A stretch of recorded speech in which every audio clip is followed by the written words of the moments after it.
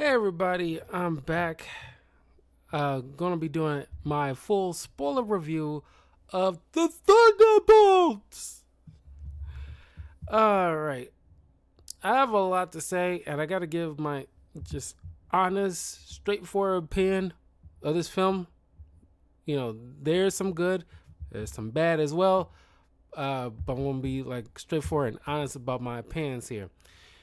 Before I continue, please do me a huge favor and like this video. Leave a comment below. Let me know what you guys think of the Thunderbolts film and your honest critiques. Anyway, uh, this movie, directed by Jake Schreier, it stars Florence Pugh as Yelena, Sebastian Stan as Bucky Barnes, Wyatt Russell as U.S. Agent, uh, Olga Kurylenko as Taskmaster, Lewis Pullman as Bob the Sentry, Geraldine Viswanathan as Mel, Chris Barrow as Holt, Wendell Pierce as Gary, David Harbour as Red Guardian, got Hannah John Carmen as Ghost, and Julie Louis Dreyfus as Valentina Allegra de Fontaine, or as most of us will just call her, Elaine Bennis.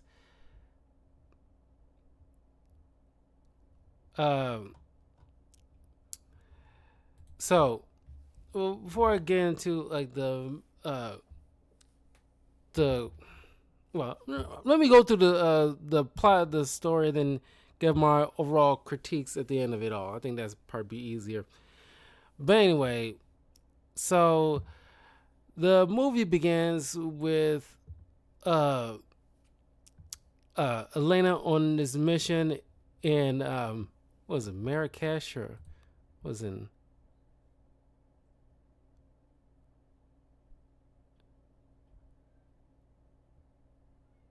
well, yeah, I forgot what she was. And she was like doing some kind of ops mission in his laboratory, and after breaking in, didn't really succeed all that well because the scientist who she needs some facial recognition to get in this sealed room, ends up accidentally killing himself, hurting himself. And so she ends up leaving and contacting, or at least getting a hold of her father, Red Guardian, who, she's just trying to get, reestablish like some relationship. Still reeling from, well, see, if you watch the Hawkeye TV show, a lot of these characters are coming from different shows and movies. For the most part, they weren't all that good, ranging from meh to not really that good. And she calls Elaine Bennis because she making the deal. Okay, look, I get tired of doing these, crappy ops, because she doesn't want to just be some simple mercenary. She just want to do something akin to what Bucky was doing in Captain America 4. Is pretty much like a congressman. Not exactly that, but she just want a career where she doesn't have to go out and just murder people. Is like with Natasha, is starting to weigh on her soul a bit. So Elaine, who just finished with a trial because she was running the CIA as little by little we've seen her since phase 4. She is under investigation for uh, ill-begotten uh, use for power. She's been mishandling her status as head of the CIA, mishandling that, and of course, you know, clearly, I forgot the word for it, but just uh, uh, illegally harming other people's rights, in a sense. So she doing illegal stuff under the guise of her official authority.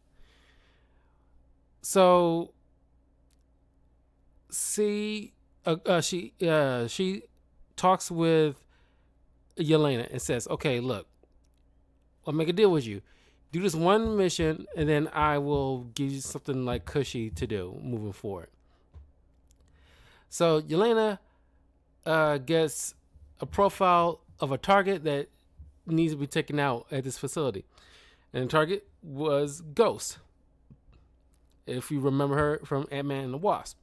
So Yelena tracks her down at this secret bunker,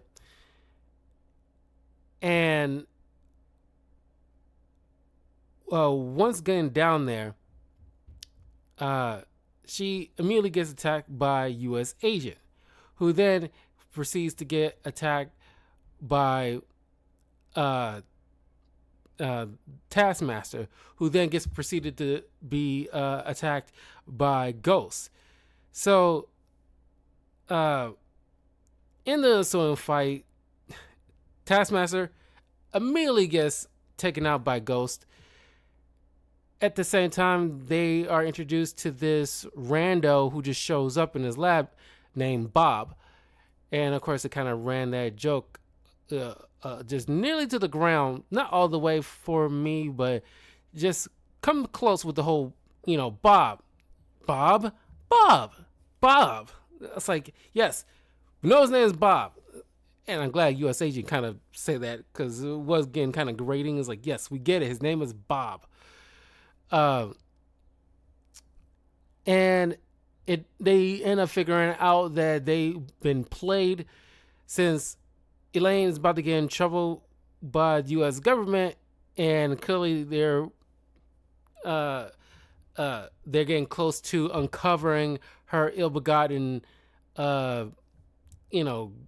not gains, but ill-begotten moves she's been doing, and all the evidence has been collected in this particular facility, right for the incineration. Since they are trapped and is, set up in a way where Ghost couldn't just immediately phase out. So, they figure out there's got to be a separate power source. So once they disrupt that, it allows Ghost to walk out and unlock the door. And I'm glad there's only been like a couple of jokes with this, where Ghost says, like, they was worried, like, oh, we thought you would have left us. I couldn't get out through the other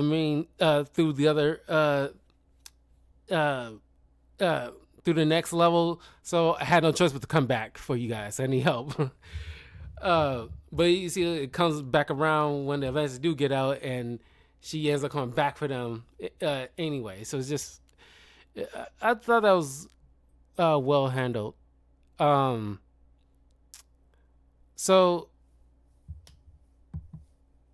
glad, and this is like a properly set up thing that will come to fruition in the third act, where once they manage to get out and escape the incinerator, they are knocked to the ground, and Bob touches Yelena, who is inside her own mind, seeing her past, where during the whole Red Room situation,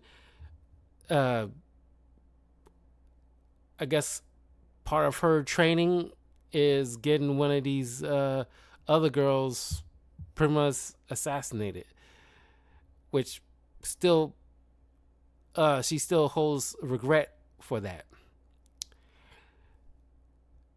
And then we see John Walker eventually touches him, and then we get to see what happened after the whole situation with Falcon and Winter Soldier, where he did have his baby with his girl, but he clearly was still obsessed with the notoriety of being Captain America and got seriously demoted in a way. But I kind of like this interaction with Bob, who he's just like, look, I just met you and I already can tell you're kind of like an asshole. And Elena separates the two, and we see this bonding moment where Yelena sees that Bob's clearly going through some stuff, so she trying to tell him like how to deal with it, like push it, all that dark stuff, like just push it down. Just do what I do, just push it down. Clearly that's not obviously not a good idea. You don't need to be like a therapist in order to tell that is not a good idea. And that's one of my biggest criticisms of this film, is that it's just one giant therapy session. And that's why I posted a tweet a few days ago where I asked, like, is society over therapized?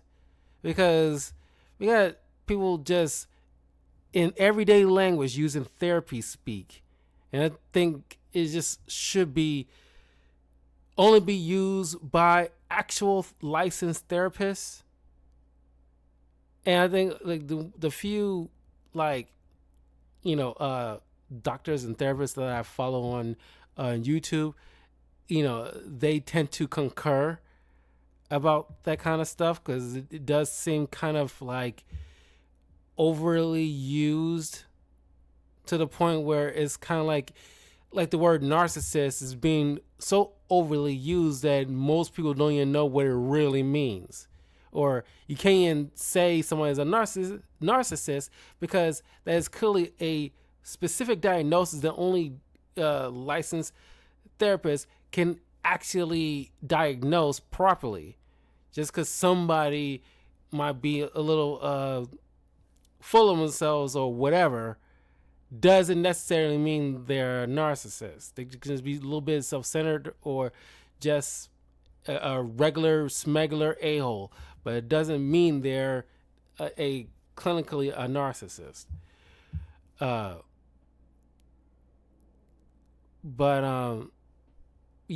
just it gets kind of grating at least a bit, because it seems kind of, I want to say surface level, but for the lack of a better word, it seems very surface level with this kind of stuff, where clearly each of these people have been going through some stuff, and we tie that in with Bob. If you're familiar with the Sentry, you know what he typically goes through. And by the way, now on the subject, and when this movie was announced, they were pitching that Steven Yeun play the Sentry. Now, I never read a Sentry comic, but I read stuff that he was in, and Sentry is a blonde white guy. And no shade on Steven Yeun, he's a great actor, but just like, why cast him as the Sentry, where it's one of those characters that doesn't need a race swap. You race swapping again. And I'm so glad that he couldn't do this. I forgot what his specific reason, but I'm so glad he couldn't do this, because this guy, Pullman, is really good. And he's a good spot on looking Sentry. And the costume, when we eventually see the costume, is pretty spot on. I actually do like the costume. but they end up through forced teamwork. Now, before I get into the whole forced teamwork thing, I, most people get annoyed when two superpowered characters meet each other for the first time.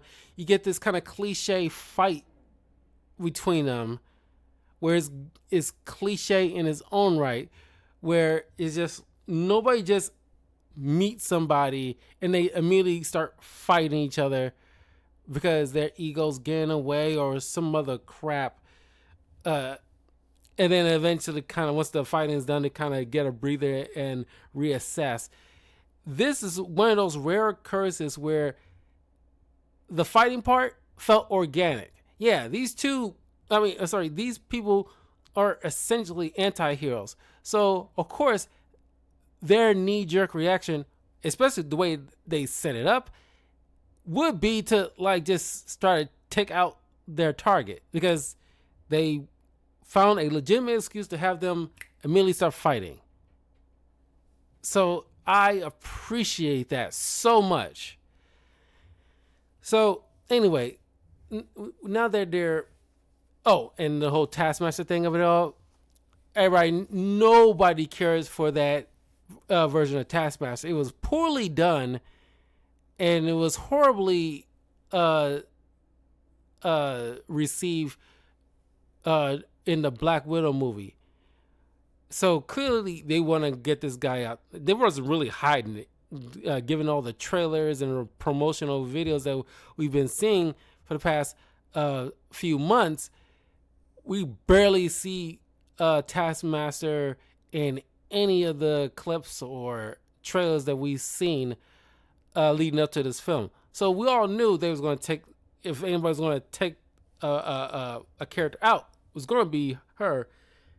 Obviously, I think a lot of people understand that they're trying to make room for the real Taskmaster, people who are actually looking forward to seeing Tony Masters, who is from Brooklyn. He actually got like a unique power where he actually can see people do certain moves and copy them, and he is kind of snarky and talky. There is like a good foil for Deadpool because he fights Deadpool from time to time, but he also fights other Marvel characters and ends up copying their moves. He fights Moon Knight, Iron Fist, Daredevil, Captain America, Hawkeye, Black Widow. I'm pretty sure he fought Black Panther a couple of times, but most notably like street level characters. And he ends up, copying their weapons most of the time and being very good at it, just as they would. So clearly they're making room for the real Taskmaster. So,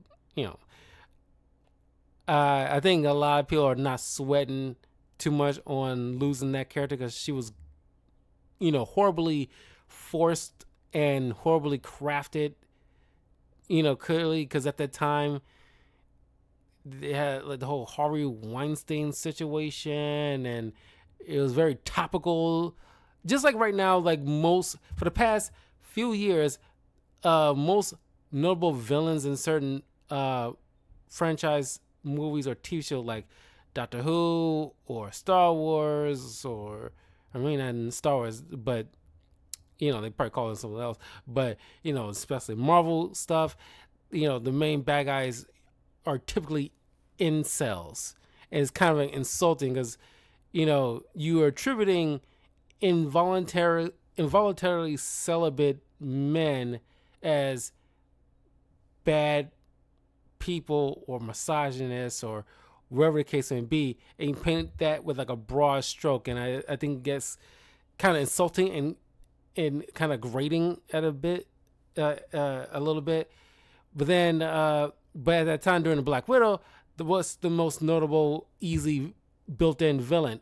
Fat white dude that happens to look like Harvey Weinstein controlling a bunch of mind control women. So it was kind of lazy then and it's still lazy now. And forcing Taskmaster, which was clearly like a a gotcha moment, which just give us the actual Taskmaster. It would have been not that difficult for Marvel to actually just include the actual Taskmaster, as a hired gun to take out Black Widow. It seems like a good idea. It's like, oh, snap, you finally introducing Taskmaster, but you fall for the okie doke. It's not really Taskmaster, it's our janky version of it. Timu Taskmaster. So I'm actually glad they kind of come to the senses and realize, okay, this is not well received. Let's take this character out. We're not going to use this person. Anyway, they teamed up to crawl along the elevator shaft because the power completely went out. And I love the moment we get to see, like, yeah, John Walker actually still has the super soldier powers, but some don't care for the fact that he's being played like a joke. Calling like basically the low rank Captain America.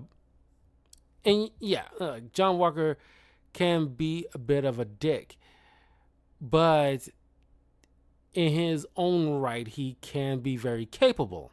As we've seen, where he pretty much he is a soldier, and he started rattling off his skills and experience, showing some level of credibility. Like, look, I know how to tactically deal with this kind of situation. But because he's kind of like a easy go-to kind of punching bag, and the fact they keep drumming up the whole situation, well, not keep, they bring it up at least once or twice, by the fact that he killed the guy from the Falcon and Winter Soldier. And I can't help but, because I still remember that moment, and despite me not caring for that show, it still bothers me the fact that only very few people that I hear actually bring up the legitimate case for John Walker that, yeah, he killed an unarmed man, but he was a terrorist, mind you. The guy was a terrorist. So, sure, he should still have been in trouble because he did take out an unarmed enemy, where you should have just subdued him and brought him in for questioning. But that is probably like the biggest trouble he should have gotten into, and not being labeled, like a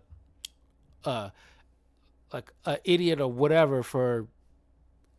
And then he didn't bring up the fact that that terrorist was the cause of his best friend dying on the battlefield. So it's kind of like, I don't know why people tend to forget that little notion. Not that I'm trying to be like a U.S. agent stan. I'm not like a huge fan of the character, but from the stuff that we saw, you can point out that this guy, despite being a dick, still acted in a way what typical soldiers would do. He shouldn't have killed that unarmed man, but he was still a terrorist. So it's kind of like, yeah, he should get some level of trouble, but not like that person was like a innocent bystander or anything like that. Stop treating it like that. Anyway, thanks to Yelena, who manages to keep Bob safe, they managed to take out like a bunch of goons, after, or at least soldiers, after Elaine finds out that these guys escaped, because they had information that that can easily be used against her in her impeachment trial and bring up her own charges. So she can't have loose ends. That's why she sent them to end up killing each other. But they managed to slip away, but they get stonewalled at a blockade. But thanks for Bob slipping out, he caused a diversion that resulted in like a bunch of soldiers try to gun him down, but he's bulletproof. And then we get to see him doing his flight, but he ends up crashing down, and he ends up getting captured by Elaine. But I also got to bring up, I'm so glad they actually shoot these scenes on location. There's very little, if at all, any green screen done in this film. As a matter of fact, I don't remember any word getting out there was any kind of reshoots done on this film. It seems like the director had a vision, had a story, and a point to make. All this stuff, like typically what you want from a director is not like a committee based or studio insert mucking around in this film whatsoever. Everything seems organic, everything seems legit, the actors are doing pretty good, so it's just like, okay, I think we got like an actual organic film now, and not the same Marvel slop they just been shoveling down our throats for the past handful of years. Because there's been some golden nuggets here and there, but by and large, they've been massively dropping the ball. So they haul away Bob to New York, where, of course, it is the old Avengers Tower that's under construction that Elaine's planning to take over. So we get Ghost, Elena, and U.S. agent getting picked up in the middle of the desert by Elena's father, who in the previous scene with those two is living like a life of like kind of like a limo service, but with like a janky vehicle. And I like David Harbour enough. I'm not like a super fan, but his Red Guardian persona, I think they really needed to temper the. I know, like, it seems like they didn't put all the comedy onto this one character's shoulders, but he seems like he's like doing a lot of the legwork when it comes to the comedy, and it kind of is borderline annoying, and I kind of wish like the director would instruct him to kind of dial it just a little bit back, just a little bit. He has his funny moments, but it's just like, I don't know, it needs to be tempered to just like a wee bit, because I get a chuckle here and there, but this character is not funny to me like that. Maybe he's funny to kids. Maybe that's what they're using him for. But anyway, Bucky ends up catching up to the four after taking down some Humvees chasing after them. And honestly, I kind of like the whole, as we all saw in the official trailer, there's like a very Terminator inspiration going on with Bucky, with the whole twirling of the gun, and it's the whole thing. It's like, okay, the sunglasses, the twirling of the shotgun, that's clearly a T2 reference all the way through. It's kind of dope, though, I'm not gonna lie. So he quickly crashed that car and hold them hostage, because he's been sent by Gary, who's been leading the impeachment trial to bring Elaine on charges for misconduct. But he lacks the evidence needed, and since she incinerated the bulk of it, only thing left is Elaine Ghost and U.S. agent that she primarily been interacting with for the better part of the past couple of phases. Aside from Black Panther 2. So Bucky drops the bomb about uh, John Walker's wife taking their kid and walking out on him because he couldn't just let things go about his popularity of being the Captain America, because he was it kind of gassed up his head and he kind of bought the he kind of drunk the Kool-Aid about it, but he just had trouble letting that part go. Instead of just, by the end of this, you can argue that his arc is just, be your own type of Captain America and not try to just be like a replacement Steve Rogers. And I gotta say, like, this directed it, and the writers, who are very competent writers, because they worked on some, like, at least two different writers who was a part of this film, who were in charge of writing for like BoJack Horseman and Godzilla Minus One and a couple of other stuff. So stands the reason why this, out of many other MCU projects, seemed like the most competently written one. Which is, like I said, refreshing.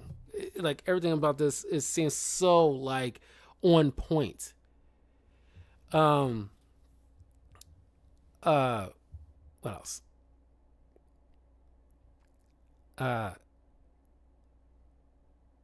And they try to tell Bucky about Bob after seeing what he can do. He's bulletproof. He can fly. And now that clearly Elaine did something to him, and she got him. Now they got to figure out how to rescue him.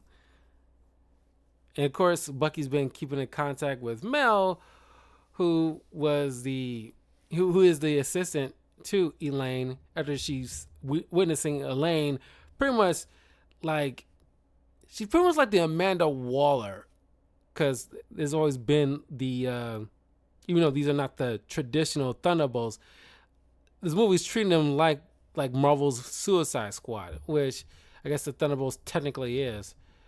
But now it's like, okay, we gotta, clearly she's gassing up Sentry, or at least about to be the Sentry, saying like, you're like the hero of all heroes, you can do anything, blah blah blah.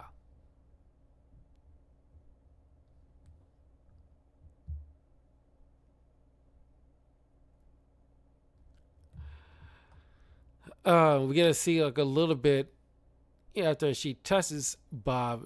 We see Elaine as a little girl, and she having to watch her father get shot and everything like that.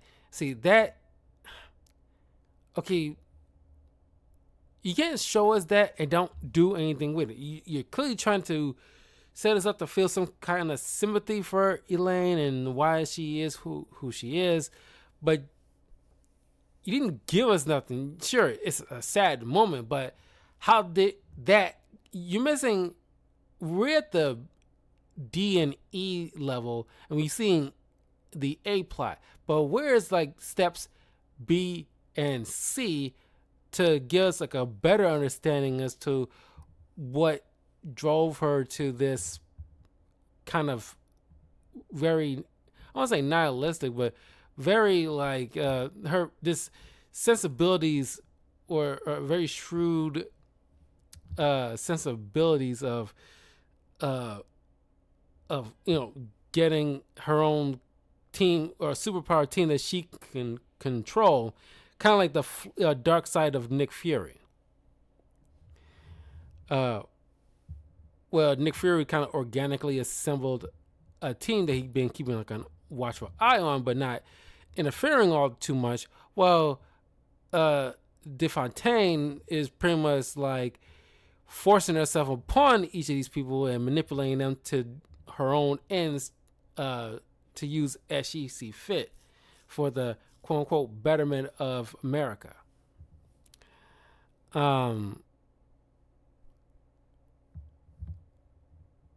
So as the group head to New York, back at the Avengers Tower, or now called Watchtower. They see Elaine, making herself a drink, trying to do a whole Tony Stark thing, and they see Bob in his Sentry costume, telling them to like surrender because I don't want to hurt you guys, and leads to a pretty cool fight, despite it being very one-sided. Where, yeah, as Yelena points out earlier in the film, all they can do is just punch and shoot, which has always been like a running joke, for the past few months by many people wondering like what they can do against somebody like Sentry, which we knew was going to be like a big role in this film. And it's like what they're going to do against somebody who's pretty much Marvel's version of Superman. And we get to see like, yeah, none of their typical moves, even somebody as like a veteran like Bucky, is unable to do anything against this just guy who just pretty much is kind of slapping him around. He even kind of toyed a little bit where pushing Red Guardian outside the window and then telekinetically draws him back in and slams him to the ground. And I thought for a moment he's about to break Bucky's vibranium arm, but it's pretty much just kind of like, absorbs the kinetic energy. It looks like it's heating up a little bit or something, but it didn't break. But he rips the sucker off and uppercuts Bucky with it. So they have to make a tactical retreat, and Bob refuses the order of Allegra to go after them. And of course, typical fashion, it's like, why I gotta listen to you? Like you said, I'm a god, so why should I have to listen to you? And then Mel shows up in nick of time and activates the kill switch that Allegra designed just in case things go awry. But this also releases the Void, which, if you know anything about the Sentry has a different personality. This one called the Void, where it's very a malicious personality of Bob, and very difficult to deal with because you got to count on Bob to regain consciousness to kind of temper that, and he can't access, from my recollection from the history of the Sentry, I'm pretty sure it's like a thing where Bob cannot be Sentry. As soon as he taps into his power, it just only makes it easier for the Void to come out. So he just can't be Sentry. And I love the design of the Void. It's pretty much just Pullman in just all shadow and just got two beady little dots for eyes. It's kind of like just tilted slightly. For some reason, I really like that look. It's something so simple can go a long way. And he caused an utter destruction by turning everybody into shadow, which people thought for the longest time, like, oh, he's just killing them, turned to ash. But no, he's just pulling them into his darkness. So it's not necessarily a kill, but it was kind of shocking, and a lot of people gasped in the theater. It was like actually a sizable amount of people who actually came to see the Thunderbolts when I went to see it. And the theater gasped as after Red Guardian saves his little girl from being crushed by some fallen debris, and as she was about to, thank him, it just instantly she turned to like shadow, and it's kind of like horrific. Like, oh, it just took you just didn't necessarily see that coming. It kind of took you aback a bit, like, oh my god. And it just he just trying to cover this entire city in shadow. You can't help but wondering, where the heck is Spider-Man? Like Kingpin is pretty much at this point is a mayor, and like it would have been a decent cameo for him to make some kind of public address or something. like what's going on with the defenders. It's clearly they're around now. It's just okay. Where is everybody? And especially like, well, New Jersey's kind of far away from, because like it's the centerpiece is like starting from Manhattan and starting to spread. But you think like, where's Kamala Khan and all this? But what she can do, I guess. But well, what can she do? Um, so Elena had an idea, figuring that she can probably reach Bob. She steps into the void, and then she, after powering through her worst memories, she managed to reach Bob, who's pretty much at the safest part of his memory, which is his old childhood room, but he still had to overhear his father abusing his wife, and him as a little kid tried to defend her, but she's not appreciative. Says he's making it worse.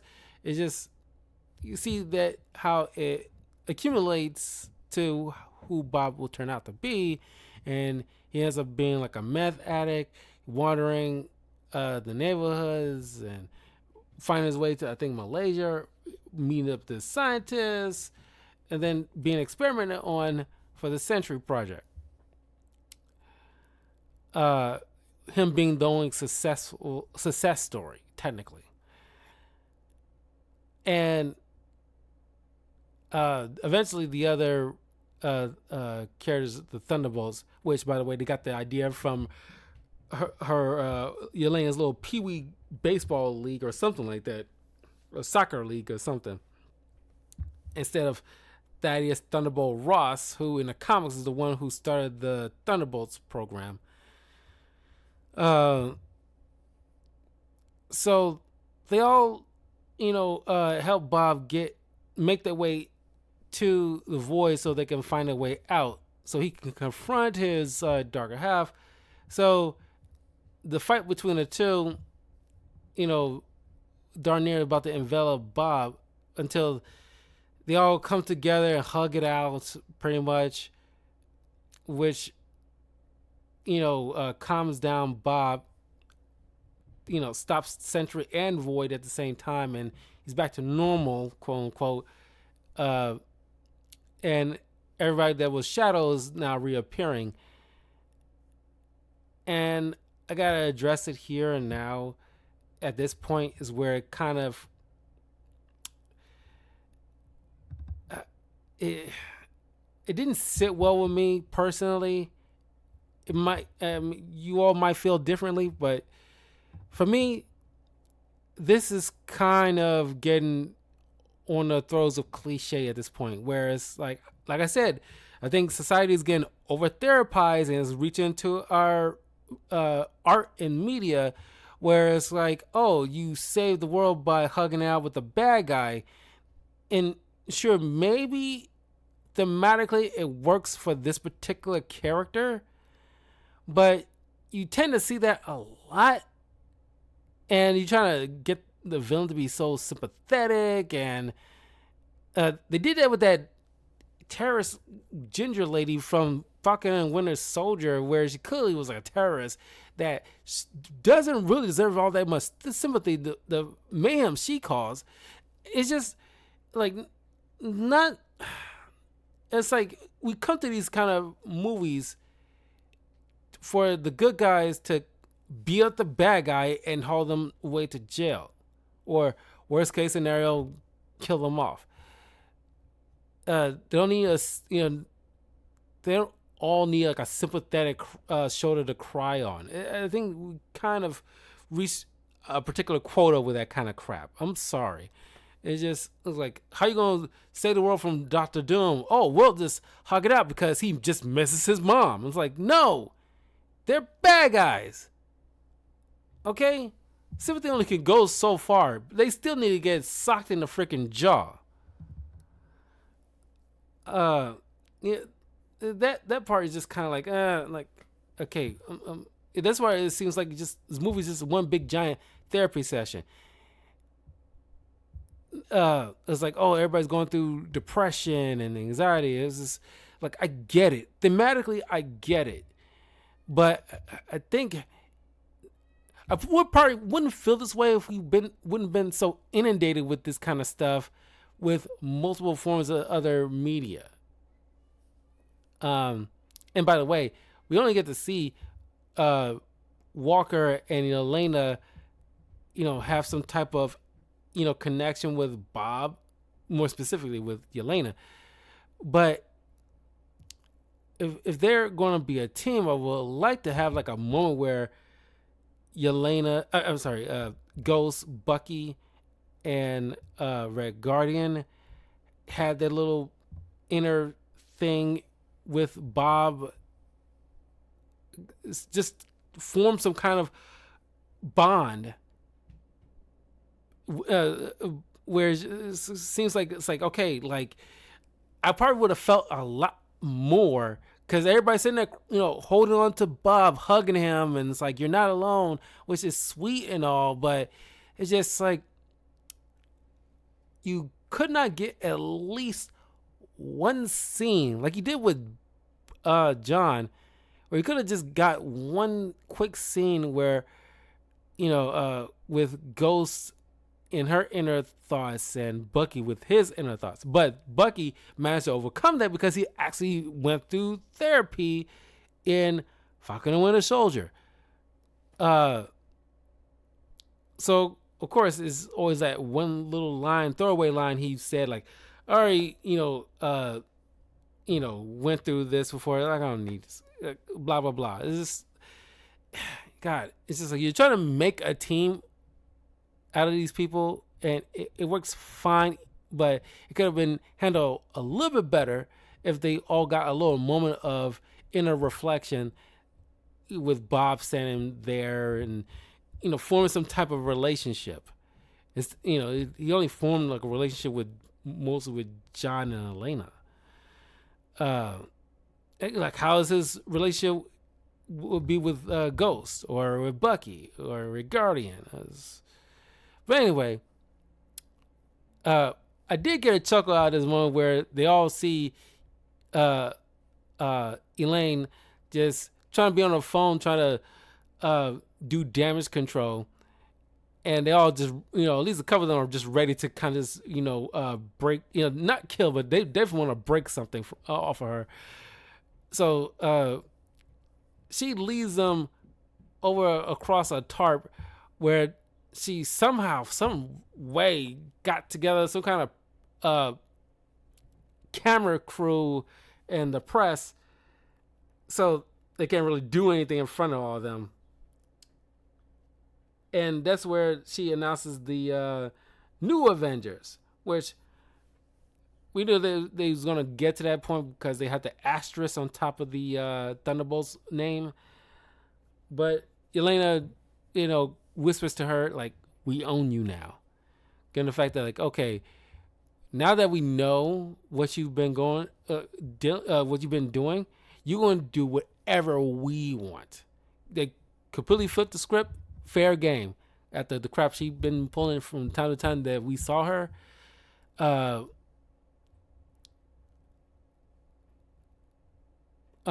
So we get we get a mid-credit scene and then a post-credit scene. Mid-credit scene is just, Red Guardian trying to show off to this, girl in a grocery store that he's on the box of Wheaties with the other new Avengers, which I gotta say, because people have been asking this for the longest time, probably since the Marvels.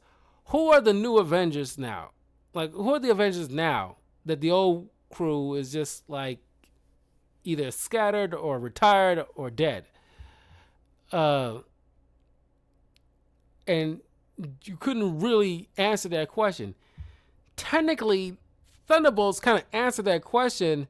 So technically, we got like our new set of Avengers. And now, whether or not you are pleased with this set, depends on the person. But for me, at the very least, they answered that question. At the very least, you can at least got like a crew you can hang your hat on a bit. Whether you like them or not is a different story. But I gotta say, this movie and the director did a great job. It kind of like uh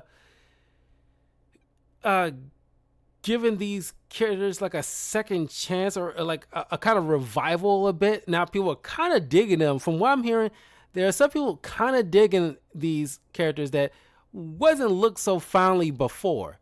It's kind of like with the whole Deadpool and Wolverine. Most of those characters, wasn't, either cared for, didn't get a fair shot, or they kind of ran their franchises to the ground and it got like a better revival under better material. And it works out well because these are actual good actors, but in the past they've been dealt a bad hand in terms of writing material. So here we got that kind of moment. So they took over Avengers Tower, which is their headquarters now, and in the end credits scene, they get an alert that something's coming through space into the Earth's atmosphere, and they look through like the monitors and see like this rocket ship with a blue 4 on it, and that's where it ends. And that, at the very least, at least this movie ain't wasting our time with these end credits. Like most of the previous films and TV shows have been kind of wasting our time with nothing burger of end credits. Here it's actually, tying things together like we always wanted them to be doing since Phase 4. It's been haphazardly been doing that.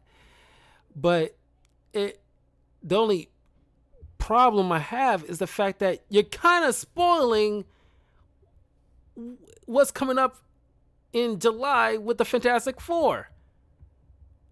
It's like, sure, on the surface, most people suspect they was going to survive and somehow make their way to the main MCU universe. However, it's just like we want to go through the journey. Clearly, like, they survived and Galactus kind of ate up the world that they was on, and somehow they managed to go through some kind of wormhole and enter like this whole new universe. And I'm pretty sure by the end credits of their movie in July is going to, tease Doctor Doom, which is clearly going to be Robert Downey Jr. And that part still is grating to me. The fact they could not get no other actor that hasn't been in the MCU before to be Doctor Doom. Oh my God. Anyway, what's like if I give this movie some kind of rating, it's like I give this probably like a good solid 7 out of 10. This is actually given the stuff that we've been getting a lot of the time in recent years, this was pretty solid. It's like, it's like, unlike most other projects that MCU been doling out, we rarely hear or even we can't even tell there's any kind of reshoots done. Nothing seems to be chopped up. The director seems like he clearly came in with a vision and a story that tells it from point A to point B. And there's no studio interference, nothing of the sort. It seems like a solid film that is with a clear direction and a clear theme. So it's like that. I think a lot of people seem so appreciative of. Sure, there's still issues with it. I clearly voice my little issues in this film, but I gotta say it's like a rock solid film. And I think mostly because the studios, I imagine, didn't feel like, kind of like with the Guardians in early MCU, where it's like, oh, well, nobody's really going to care. Because if it was something like Doctor Strange or like Captain America, Sam Wilson, or somebody of notable thing, notable or at least notoriety, I should say, they will definitely be getting their feelers into every little thing just to, okay, who can we, you know, like, okay, what demographic that we got to highlight to appeal to this particular community, and like, okay, we can't have anything to do with, anything negative look with the Chinese market. So we gotta make sure that we gotta shoot this scene in like a set in China, or gotta highlight like this, and then the third is there's no mucking around like they usually do. So since these were considered like leftover kind of characters, you would imagine they didn't feel inclined to interfere all that much. So now I imagine this. I won't say this would rake in any kind of billions. No, I won't go that crazy.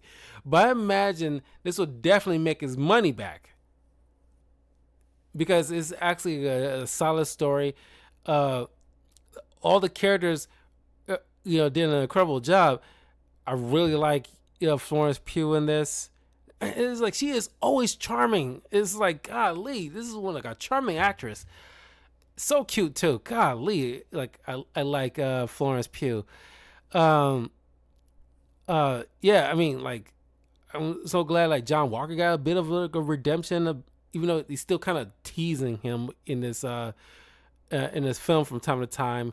But I think by and large, from what I'm hearing, I think a lot of people are kind of warming up to this character now, because Wyatt seems to be able to play this character in like a different way from what we saw from the TV show, and it really kind of flex his acting skills a bit. So yeah, I mean, despite my criticism of the other teammates not really having like a moment to interact with Bob to really form that solid bond, they still did an incredible job. The Hannah who plays Ghost did a pretty good job. Wasn't a fan of the whole gender swapping when she was first introduced, but like I did warm up to her.